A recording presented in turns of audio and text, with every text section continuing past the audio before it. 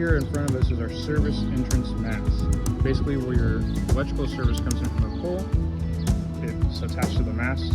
Your service wires go in through the mast and down to your electrical panel. Today, I want to bring this here to show you guys a few things going on with this one.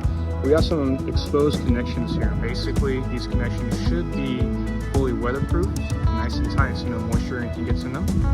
Next thing I want to show you is our drip loop. Ideally, you have wires that come in, make a small loop, back down. This is so rain water comes down the loop and beads off.